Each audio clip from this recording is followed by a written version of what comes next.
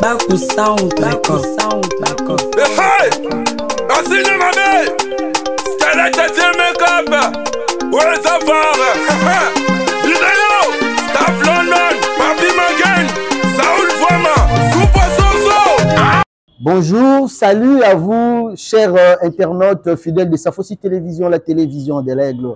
Merci pour votre fidélité. Vous ne cessez de nous soutenir, vous ne cessez de suivre les informations, les émissions qui se diffusent au Safossi Télévision, qui est votre chaîne. Moi, votre humble serviteur Serge Mabobo, je suis là. Aujourd'hui, nous allons parler sur la politique. La politique, nous avons un invité auquel vous allez découvrir que c'est un invité où il va nous parler de la politique. Vraiment, ne zappez pas, restez branchés. Et Safossi Télévision avec votre magazine Vérité, nous allons découvrir ce qui est la vérité auprès de notre invité qui est un homme politique. Il fait la politique, mais nous allons aussi essayer un peu de parler sur les réalisations du chef de l'État. Nous allons essayer de parler sur la francophonie, la 9e édition de la francophonie qui est organisée ici à Kinshasa. Nous allons aussi palper quelques informations en ce qui concerne l'Est du pays. Et puis, nous allons aussi parler sur ses projets parce que c'est quelqu'un qui veut aussi réaliser quelques projets. C'est par rapport à quel angle? Est-ce que dans les cadres politiques, dans les cadres culturels? C'est à lui de nous parler que je passe directement à saluer. Bonjour. Bonjour, monsieur le journaliste. Comment vous allez? Non, ça va, ça va. Ok, bon, cette émission est bilingue. Tu connais le balingala, tu connais le français, mais c'est autorisé de parler le français, de parler les lingala dans cette émission. Dans Katia Safossi Télévision avec votre humble serviteur Serge Mabobo, avec votre invité, nous allons parler un peu palpé. Santé bien. Santé normal. Et c'est ngomingi pe komona yo. Ok. Lolingi pe oyambi biso. Je suis vraiment flatté de votre présence et surtout que votre émission ezolanda mape ezotala mamingi. Vraiment, merci. Mobimba sur ce que na souhaita ke ngape na kokakoleka na émission na yo.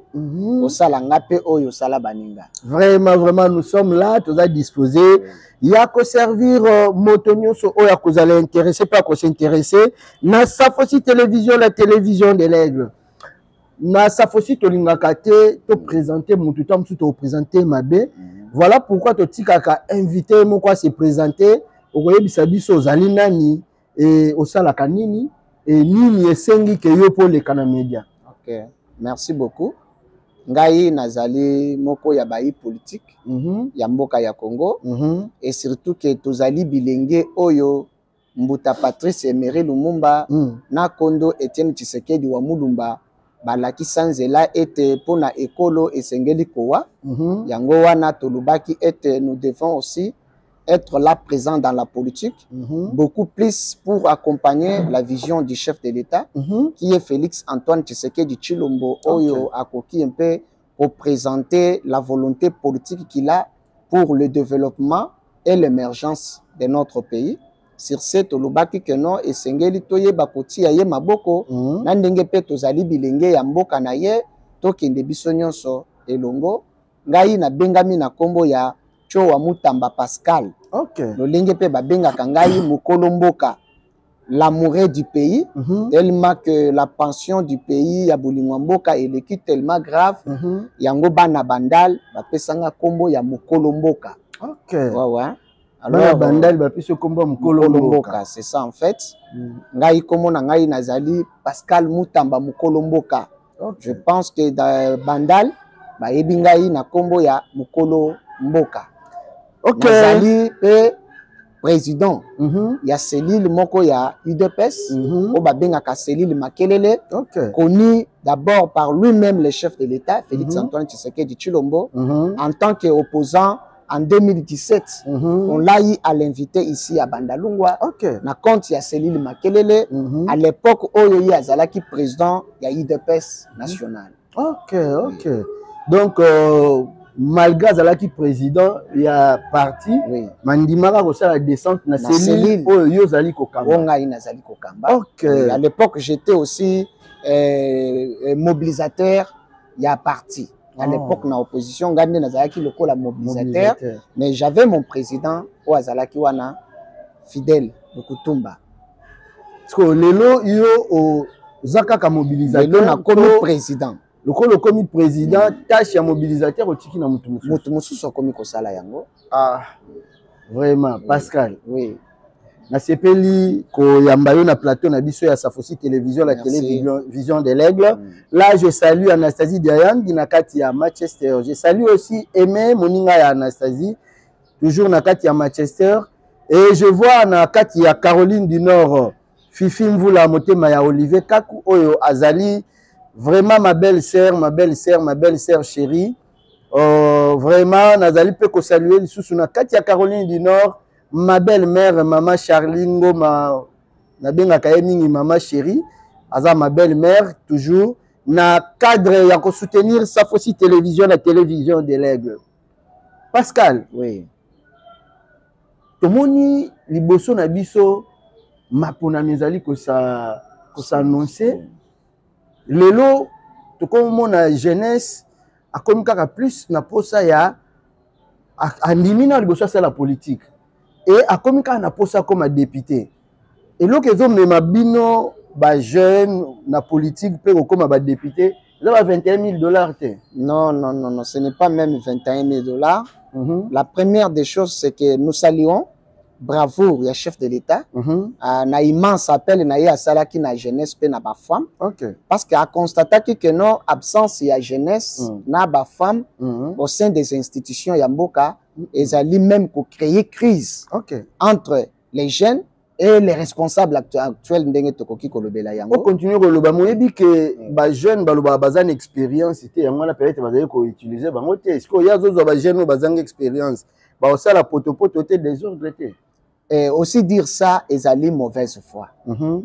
Il y a oyo tokoki kobenga ke te bazali bambuta na biso. Ça c'est la mauvaise foi. Toko senga bango yambo bakota na politique bazala na expérience ni. Bazala ka lokola biso. Kaka ndenge biso pe to yekoli tozana ba selili ya ba parti. Très bien. Tozala kana ba parti o bango basala ka biso pe to monaka. De quelle l'expérience parlais-tu? Donc likambo expérience ezalité. Ici c'est le problème de la volonté parce que nous avons constaté que le président actuel a la volonté, mais Azana soutient. Alors, qui peut soutenir les chefs de l'État? C'est nous, la jeunesse. Donc, biso ba jeune, yango tolobaki non, cette fois-ci, ce n'est pas l'argent au ebengisi. Et ça, parce que ceux qui tokolobela mbongo, c'est trop dire. Nous avons beaucoup de temps fait dans ce pays, sans même makambouana ya ba député Zalate. Nous étions dans la rue. Nous étions dans les partis IDPS pour défendre des valeurs. C'est de mêmes valeurs wanande tokomema yango qui nous n'a pas institution yamboka on a qu'à faire d'abord respecter, faire respecter l'autorité de l'État. L'autorité de l'État aujourd'hui n'est pas respectée parce que nous avons des hommes qui n'est pas honnêtes, qui n'aiment pas les pays. Tant aux autorité de l'État, par là aux lingaoye sa population ni autorité de l'État Fachi. Autorité de l'État en anglais. Non, en anglais que vous savez, Félix Tshisekedi c'est la haute autorité. Maintenant, l'autorité de l'État est un peu divisée en fait. Donc chacun de nous n'a pas entité naie, azali na bokonzi oh il faut exercer et à mettre en place. Ce n'est pas des chefs de l'État ya kolongwana kiti naie. Aya par exemple na maison communale ya Bandal, aya kopesa banibeko. Vous voyez des choses comme ça. Même dans l'Assemblée provinciale, par exemple, comme les lots, des ordres alliés entre le gouverneur et le président de l'Assemblée nationale. Vous sentirez que même la population va gêner avec ce comportement-là. Ce sont des choses à l'interne, on traite à l'amiable et puis pour te ces images malam. Très bien. Des choses comme ça, l'Ibanda Yamboka, on nous traite comme qui? Les aventuriers. Et Bazo c'est de l'argent. Alors, il n'y a pas de sérieux. À ce qui concerne l'autorité. Tomonio kolobela makambo ya gouvernement provincial, conflit ezali koleka entre Ngobila na Jekoko et puis entre Gentini na nani Godin Poy na kati assemblée celle qui va démettre même Godin Poy Libanda. Yo na ba ambition na yo. Olingyo koma député national to provincial. soki na national et na provincial na kati ya JBCR na yo ba projet nini omemi pona ko mema quand même makambo ya sika pour faire respecter l'autorité de l'État. Merci beaucoup. Je pense que je suis ambition nangai ezali député provincial pour l'instant. Na juridiction na Bandalungwa. OK. Je serai à Bandal. Mais d'abord pour na Oetali Bandal, je suis révolté. Oh. Oui, je suis révolté. Bandal c'est Paris, oui, Bandal c'est Paris, mais Bandal c'est Paris n'est pas respecté. Ah bon? Bandal c'est Paris n'est pas respecté. La première des choses, c'est que na tozali kolandela makambo yango na boke binyonso. Depuis même na pouvoir, il y a l'ancien président Joseph Kabila. Nanu na mona vraiment te na ba projet au balansaka pour na développement ya ba commune. Bandal n'est pas concerné. Ah bon? Même mon président actuel, les bétons de la République, là j'en profite aussi occasion ya koyebisa que jusqu'aujourd'hui nanu na monité programme au gouvernement ni central ni provincial bache pour na développement ya Bandal. Bien sûr. Oui. Mais na mona iba auto c'est kirage na Bandal, c'est pas un projet. Bon, vous savez kirage ya Bandal parce que nous avons Tchaki Makelele. Je pense qu'avec mon bourgmestre adjoint, Graciel Lobo, il était là témoin parce que je lui avais fait l'appel.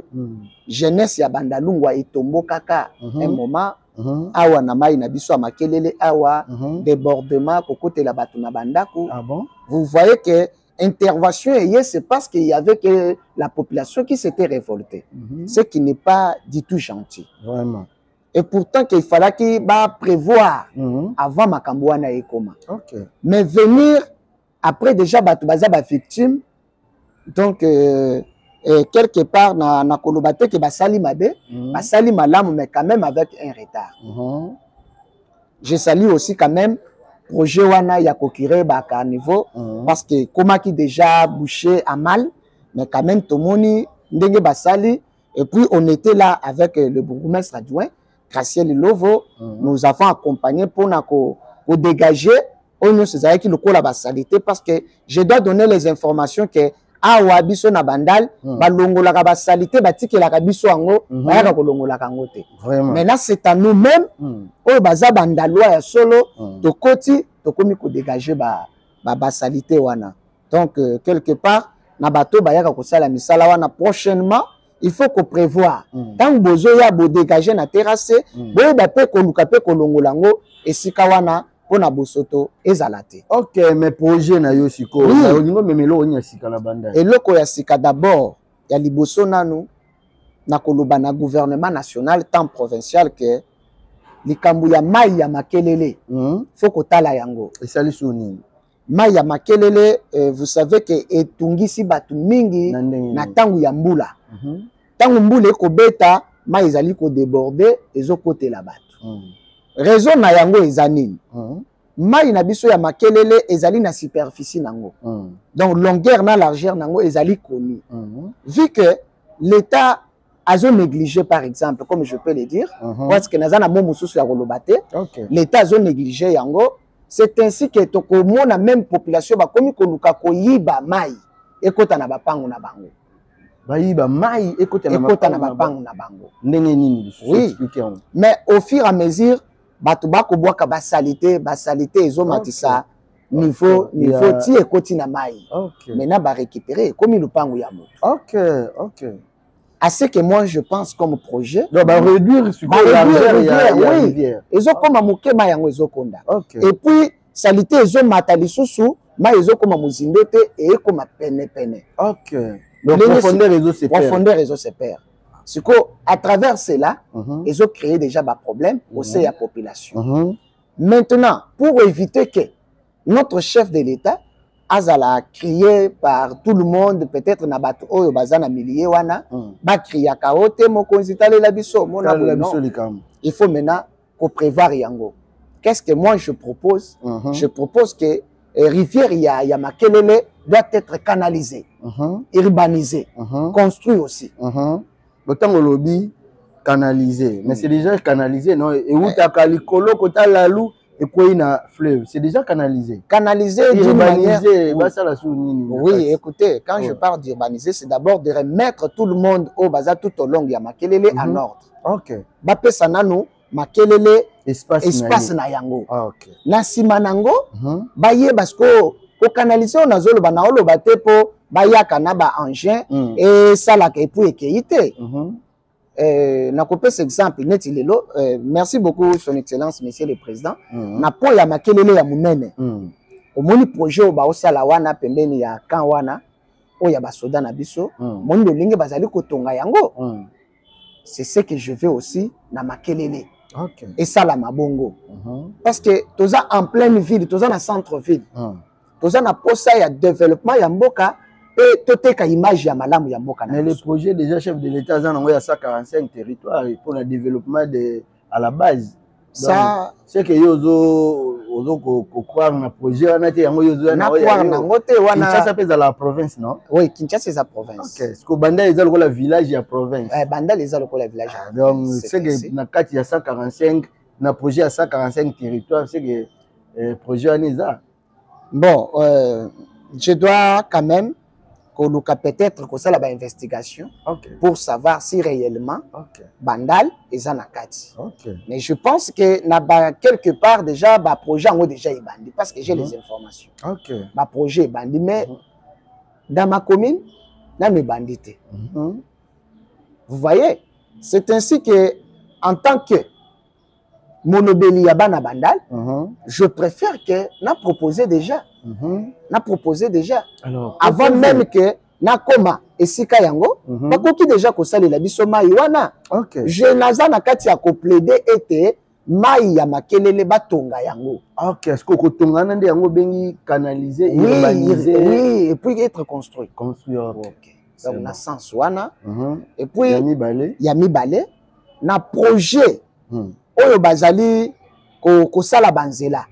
Na engomba ya ville ya Kinshasa na Bandal na komona yango te mais Bandal c'est tongama nango déjà kala non Bandal tongama no ba place ezali neti ouais no par exemple neti nzela ya neti oyo kozwa wenzi ya baluba po ekende tina kote ba aseka banzela kuna nano ekoti te et puis tokoleka d'ailleurs je pense que avec de prochaines émissions na koya pour na pesa yo tous les avenirs ya Bandal oyo nanu batali yango te so to kenet kuna na quartier Lubudi kuna vraiment basala eloko te okomona que nos populations ezo souffrir nani par exemple na likambo etali banzela na likambo etali banzela prochainement na ba émission kuna liboso tokoluka to identifier chaque avenir oyo basimba te oyo pesa na ba difficulté na ndambo ba difficulté mususu otokoya na yango. Est-ce que koza na nombre ya bavenu oyo ezosenga basala misala na commune ya Bandal et puis commune yango ya Bandal yozo lingo bima député za combien de quartiers? Commune ya Bandal ezali na 7 quartiers.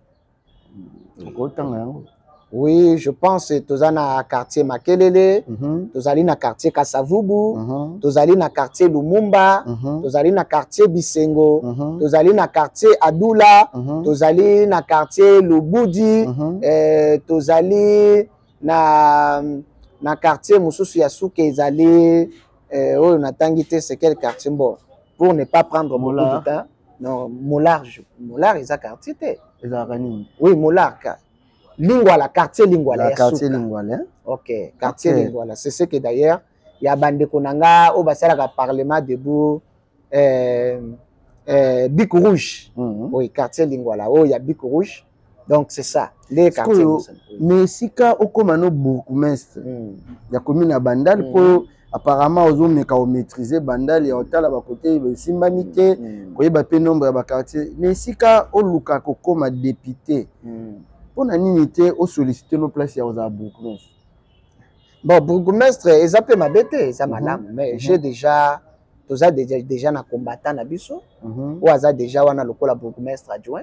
Mais est-ce qu'on dit que être député provincial et l'incolobate au gérer kaka Bandal, aux allendés représentants à Bandal, mais qui Kinshasa Mobimba, ils ont la charge de député provincial, n'est-ce pas? Je sais. Alors, tant que député provincial pour tous les canassigés moussous, bah projet aux anango ezaka uniquement pour na Bandal ezali d'abord parce que juridiction na biso, circonscription na biso, ezana no bandal pour le moment. Dès que je serai élu, na kokoma sikoyo l'homme ya Kinshasa. Je pense qu'au début na ebisaki yo ke kombo nanga bazali ko benganga mukolo mboka. Tant déjà quand je parle de mukolo mboka, je ne suis pas limité qu'à Kinshasa. Mais tant que lobi mukolo mboka. Ngai na bandel babenga nga mukolo mboka. Elingi koloba bandal nde ezobima yo nde kolo mboka. Nazali kolo Congo. OK. Congo mobimbe ezali ya ngai. Donc ngai nazali pona bana Congo nyonso. Lelo baponi obimi député provincial parce que soué na biso pezali bapona yo obima député provincial. Vraiment eza soué na biso la jeunesse esengeli pe akota na ba affaire ya mboka ya ba affaire politique pour moi zunguluke pe le kai mingi na ba mikolo. To par exemple Kasavu Bunangi so komi député. Le kolo ko koma député c'est ça le souhait. O memela bango eloni. Vous savez tout ce que je suis en train de penser sur Bandal et que panzana na ba commune nyonso. OK. Je vais aller faire des constants. Na ba commune oyo mususu ba simbate parce que je n'ai pas vraiment d'abord ba connaissance belé na ba commune wana parce que na vanda kunate. OK. Je suis toujours de passage. Je dois être clair. Maintenant tango na kozala déjà élu. Na koyeba kokene na ba commune mususu nyonso pour na koyeba nini bazali na yango lokola difficulté et puis pour na kopesa remède na niveau ya assemblée provinciale to na gouvernement provincial. OK, aux amours na Kinshasa likambo ya l'incivisme kuluna na ba commune nyonso na ba commune to mona ke ko zala te to comment vivre ba biloko wana ya ba kuluna na secteur ya sécurité ozana na projet nini oyo ko sala peke ekitisa to ya ba kuluna. Merci beaucoup. Et d'abord système kuluna c'est condamnable. Ezali malamu te. Na bomutu normal, na humanisme. Mutakoki ko sala yango te. Ata konzaleleki. Tokoki ko sala yango te. Aussi ezali problème ya éducation na encadrement ya ba parents.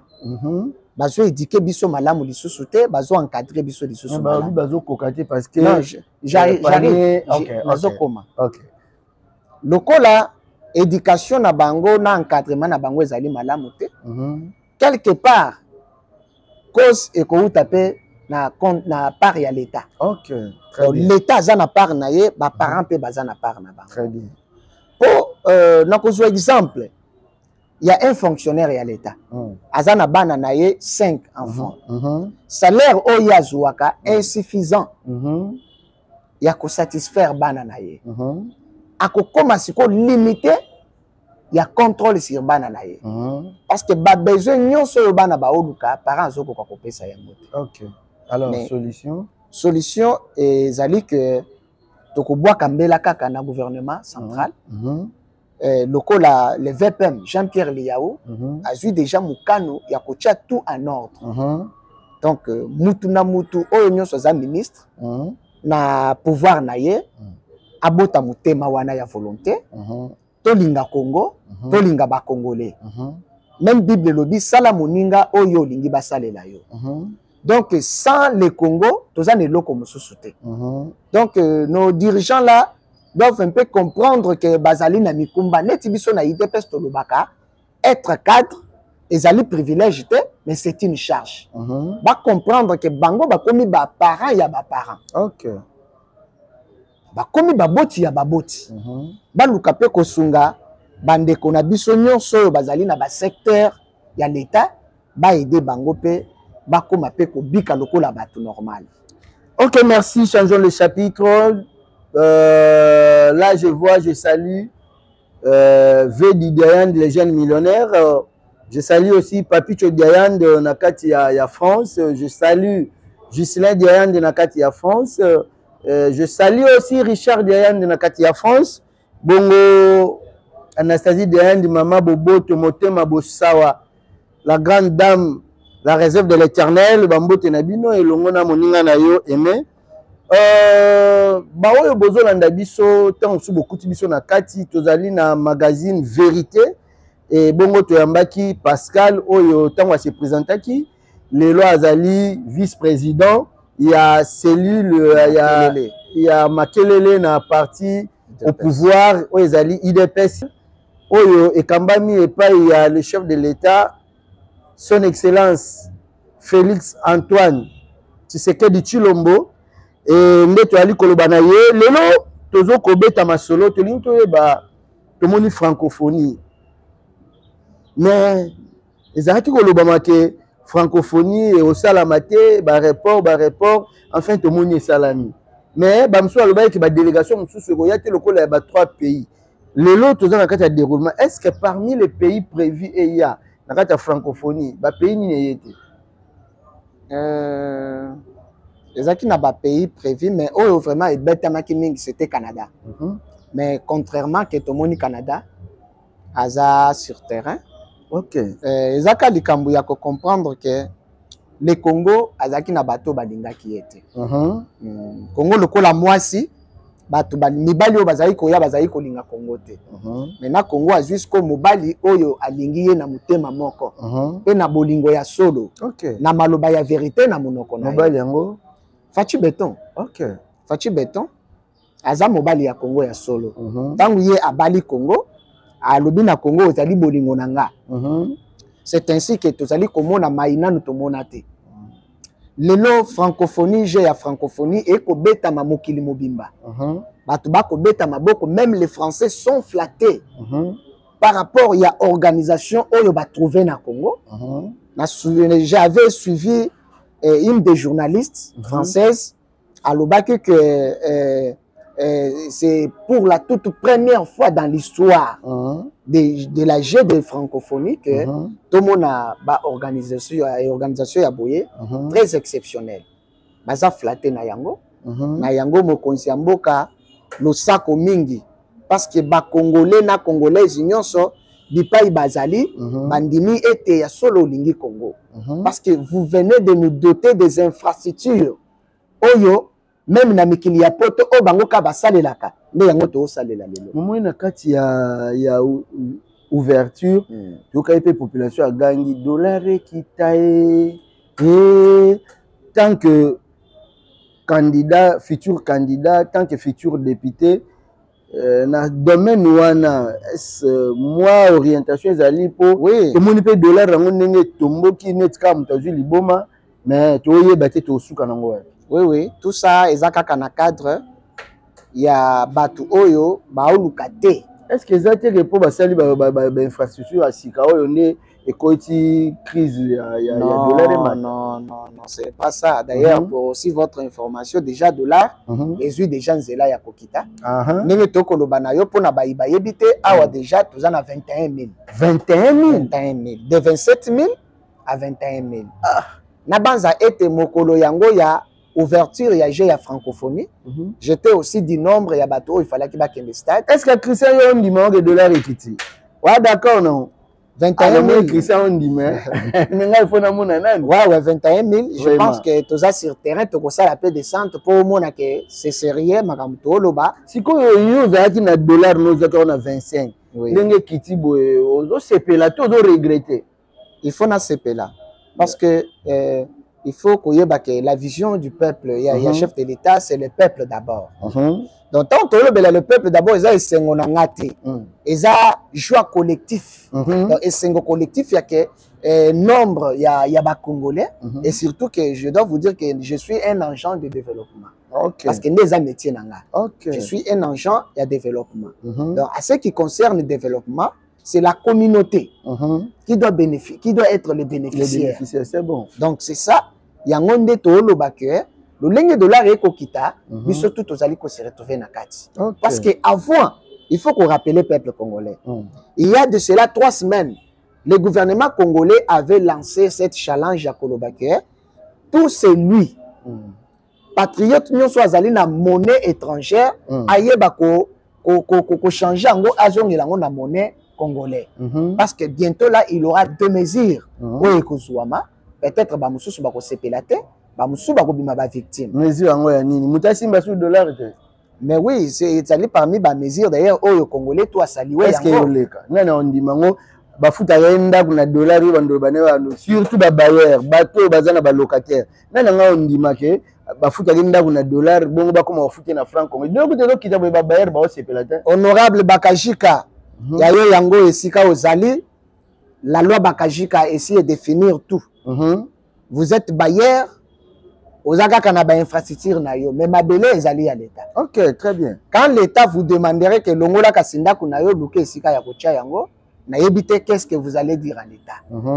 Wana mupanzi donc ba l'état bazali ba bailleur bazali ba peuple congolais. OK. Parmi les gens oyo bayambi eloko wana na esengo bango pe bazana kati. OK. Libanda ya kozala l'état yepe ya kozala bailleur yepe akendaka kosomba moi ba article ezali kosala ke mutu nyonso à vivre. Tango akendaka kuna il se retrouve aussi frappé par les dollars. OK, to si ça sujet oyo est-ce que estimation ya kokita ya dollar et kokita tie tellement na batoni? Normalement pour le moment parce que ce n'est pas une chose facile. OK. Ba même biso nan pour ce premier temps même à 18 000. OK. Mais détermination na biso ba congolais ezali ezonga ta na 10 000 ceux qui ça passe.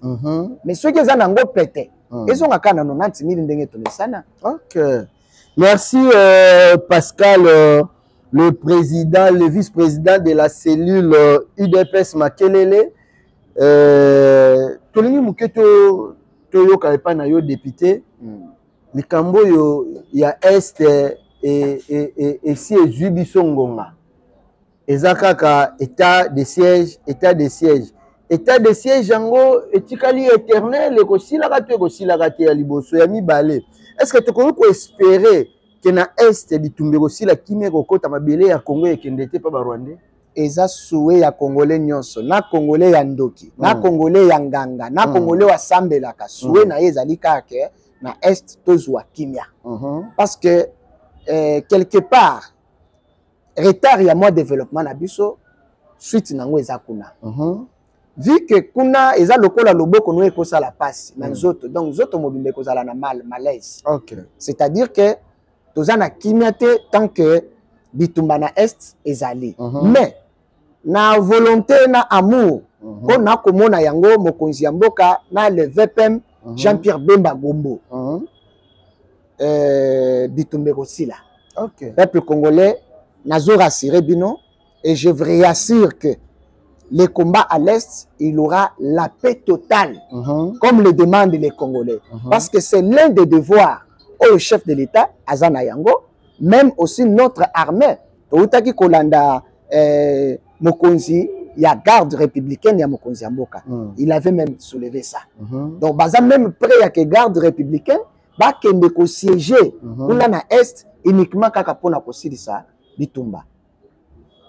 Vraiment tobandi ko comme nous presque na suka parce que régie essaie signaler biso to kokisi ngonga na biso donc to kempina na aussi lisa to komi à quelques mois pour to kota ba élection yo posa déjà ko se disposer ko se préparer mais ezana batu musu ba oloba ke ba élection ozalati to ke na transition moko ya 2 ans on ezaka ba fantaisie pour na yo membre ya parti au pouvoir boza ko souhaiter yango bozo s'attendre na yango tout bozo s'attendre na nini biso c'est les élections ou rien. C'est les élections dialogue pesate. Basala ka dialogue au moment où glissement est salami. Mais na moment où tu as un point de glissement nous sommes en plein mandat. OK. Où le peuple congolais peut ça qui me concerne à 5 ans. Si on doit parler de dialogue donc ceux qui me concernent qui na volonté à organiser élection et que délai est l'équipe. Là, on peut parler de dialogue. Maintenant, le chef de l'État est en plein mandat. Et surtout qu'il a manifesté volonté à que élection libre et crédible et salama. Il y a bel et bien les élections. Un petit message. On a coquille lancé dans le peuple congolais. Bon, excusez-moi, je pense que tout ça na démocratie, opinion ya mutunyon so eza bienvenue na mato ya tout congolais. Ce que je vais demander au peuple congolais ezali bon ça la choix ya malamu. Et puis choix ya malamu pour moi je dirais que c'est l'UDPS. Parce que notre président de la République a manifesté la volonté. C'est cette même volonté et kolanda nzela kinoti na chef du quartier. Nous assurons parce que yo lobby IDPS mais ba parti politique les belé au quand ba baza na ngambu ya ba Fayulu kuna ba osaka na même opinion que bino et puis o mekamuke ko lobela biso pe le discours ya Martin Fayulu boyamba ki on ndengeni na meeting na ye to yambi discours na ye na esengo parce que ici to comprena que ndenge ba kino ba mesana ko benga mutumbe yambeya il est sans position. Yebi esika nini auti pe yebi pe esika nini te aokende. C'est vrai. Oui, c'est ça. Mais Martin Fayulu azana vision mon côté. Azana vision te. Le président élu le président azana vision te. Pourquoi je nazo lo bayango? OK. Lui-même là, il était avec Muzitu. Les lots bazana Muzitu te. Il était avec Katumbi. Il est tantôt plutôt. Lobby azana Kabila, lobby kuna azana Fayulu na Kabila. Mais yo yebi yango te. Est-ce qu'on a pas preuve? Azana Kabila. Lelo to azalaka azana Kabila ndenge to loba no là ba proposer eza ko engager bazali peut-être na kingakati nde to loba. C'est vrai. Oui. En bon. Fayulu avec Kabila ils ont eloko moko et bandi pe lelo te. Et banda kala c'était jusqu'à que balinaki bacha biso masque. OK. Tout monde nini ezali koleka te. Peuple congolais fongola misu. Fachi Beton azali des pères et des mères. Voilà campagne ya malam. Des pères et des mères. Donc to pour na ba des pères et des mères pour tozwa pension wana ya ko sale la Congo. Congo azana posa ya bato ba ko sale la ye. Non pour l'argent. Comment ça fait-il que toi qui se prétend être que oza congolais pe olingi Congo. Est-ce que kolinga Congo il faut ka oza la présidente de la République? Té. Mais si kanyo sozali ko se retrouver ou ko servir Congo. Pourquoi il faut qu'à président de la République? Ah, c'est ça. Fachi a commis na mbongo. Oui, Fachi a commis na mbongo. A commis président. To Okobo yango taza président de la République a fait il est pas comme on pas comme na mbongo. Mais ko forcer des amabe. OK. Oyo commis ba forcing. OK. Biso to lingi quelque chose oyo e uti na mutema. Par exemple, lokola bandeko lokola ba Matata Ponyo. L'honorable Matata Ponyo. Neti lelo. Tantôt, Aza candidat député président, tantôt, Aza candidat député national. Est-ce que vous trouvez du sérieux là-dedans? Oh. Ezamabe. Ezamabe. Même, je connais aussi l'un des députés. Tantôt, Aza député national, tantôt, Aza député provincial. C'est-à-dire que Oyebi Eloko Zolukate. Oh. Oui. Ça, il faut nous dire, il faut se le dire la vérité. Mutu alandaka Eloko Moko. OK. Tango komi Awa, c'est déjà compliqué. Ok, merci, Président Pascal, tu consommé déjà tant Oyo, et qui prévu na biso na Katia magazine, la vérité magazine, Oyo lo baka vérité. Torozonge la oli susu, baobi télévision zalingonga, maloba ya soukate na bomoi parce que tu as encore vivre mais par rapport à l'émission au maloba no ya souke zalinini. Motuna moko toka ozela ki to tuna to tunité loba yango. Merci beaucoup. D'abord, on a remercié Bino, na organisation na Bino, na professionnalisme na Bino. Merci. Et na temps où vous allez disponibiliser pour le peuple congolais parce que les allez pas mbaté. Il y a boye sengeli au bandana nous na kozala na bolingo. Il y a peuple pe yamboka de okoka kosala yango. Alors nazali d'abord peut ko remercier mokonzi nanga CG Kabuya le dezalaki anniversaire na yo na bakisi lisusu joyeux anniversaire. Oh, joyeux anniversaire le secrétaire général Augustin Kabuya mwana bute. Ah Chilumba AK47. Aïe aïe aïe. Nous to mesana ko benga ye AK47. Na pe na présenter ba joyeux anniversaire nanga ba bi mieux vaut tard que jamais. CG SG plutôt na pe na souhaiter ba joyeux anniversaire Nicolo Ebele Nzambe a battre la paix. Yango pe tozali koloba succès nyonso ya malamu na nzela na yo na banza ete aux élections prochaines au ça la preuve que ozali mokonzi munene ya IDPS et vous avez fait un travail moko valable yeba yango ke base ya IDPS ezali ko soutenir yo ezali ko tia yo maboko pe ezali na esengo na yo na musala malamu to batu babandaki ko kanisa makambo mususu. Mais Oyo Sali, vous avez prouvé suffisamment que vous êtes le véritable. Et puis je salue aussi mon président fédéral, Pierre Zomba, na salué yo mon président avec tous les efforts aux alliés qu'on fournir pour na bana yafuna, aussi mon président Amisi Makutano, sans oublier mon président Emani Djogo. Donc président Nangai ya Ligue des Jeunes, je vous salue. Pe tolingi bino mingi, bo sala musala, bo continuer pe bo sala preuve.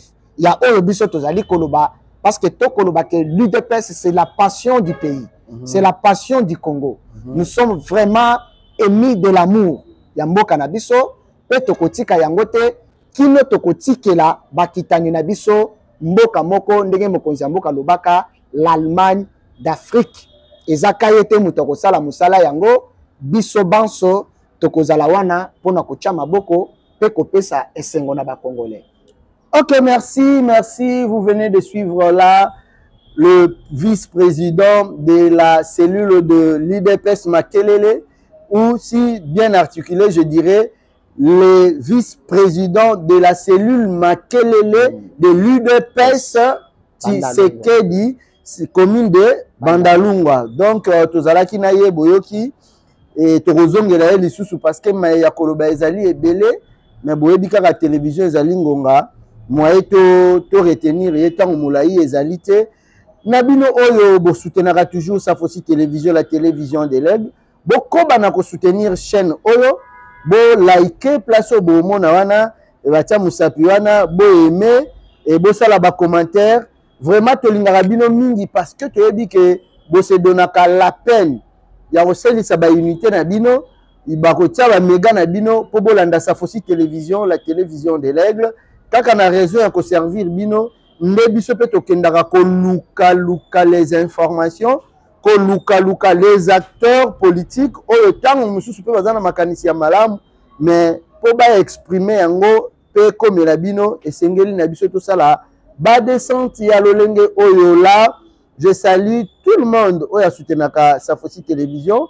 Je salue mon père spirituel, le révérend pasteur Valentin Mazaya Kanelongo na mama Jolie wana motema wa mabanzo, mama Jolie mama na biso bauti voyage missionnaire ya munene na matadi kosala musala ya makasi pe ya ko consacrer même basali ya Nzambe voyage wana eleki tellement malamu ke Nzamba se manifestaki. Mon papa ba salutation na yo, je salue bana Shalom mission évangélique Shalom Kola pe partout oyo esika ba extension ba paroisse ezali bambote na bino. Là, je salue aussi mon père biologique, mon père Oyo Azana Kombo ya Vincent Mabobo. Je salue ma mère Wumba, je salue ma famille, je salue Batonio Soyo Bazali Nakati ya Libota Nangai. Bongo ba soutenaka Safosi télévision lokola Karina Mundala Nakati ya Gabon. Je te salue, je salue Yvette Milongo na kati ya Afrique du Sud, bambote na ya ngoyo, et je salue Alain Lobota na kati ya Michigan na Amérique na États-Unis. Je salue aussi Nadine Matadi na kati ya États-Unis. Là, je vois aussi la famille sacrée. La famille sacrée, ezali bongo ba ancien IEC il y a 2007, au basi ça en 2007. La famille sacrée, là, je vois tout le monde de Talaka Boale Belé. Et au sein la passe na banda otanga ba kombo ya batunyo sur lokola ba Deli Antingi, lokola ba Jimmy, lokola ba Dadimbo, vraiment lokola ba Patrick Bozali ebele bo comprendre tant dans le but. Famille sacrée, c'est déjà motonyo sur azana kati boko bana ko soutenir chaîne Nabino ezali ya muto mosusu te ya Wabino et na kozanga te soki na saluer te kozala penza mabe koleka ma femme ainsi que mes enfants. Wana nazali komona mwasi nanga Irene Aluma Soe oyo tango nyonso na lobaka elambe komi salite ya kosokola mwa matembela landi pe na lie na kozanga te ko saluer pe bana ngai nazomona lokola Diama Mabobo mwana Nzambi, nazali komona lokola Manassé Sardonix Mabobo mwana Nzambi, et nazana bana ebele nazo saluer la Merdi na kati ya France, Merdi Vita nazo saluer Guy Thierry na kati ya Afrique du Sud. Vraiment bino nyoso bambote na bino boko bana soutenir biso. Na sima ya caméra tozalaki bongo na caméraman réalisateur oyo asali cadrage oyo a réalisé émission oyo malgré te débordé par rapport ya ngonga oyo esengelaki tozomona bongo Christian Motindo na kati na sima pito ya caméra yende asala yeke ba image comme na bino. À la prochaine, botikate, bozapete, boko bana ko soutenir biso, tolingi bino bingi. Bana ya France, namoni Kinshasa mekyo matana statistique, botika biso te boko bana ko soutenir na kolanda et osala ka biso bien pe sala ka biso énormément bien. Bana kin ba bravoure na bino, bana Chango, bana Mwamba, bana Funa, bana Lukunga, vraiment ba bravoure na bino poto moni na statistique bo matisi na kolanda Safosi na ko soutenir Safosi tozana ka pour na servir bino wa bino humble serviteur Serge Mabobo l'homme du développement tukutani mbala ya sima. De gros bisous.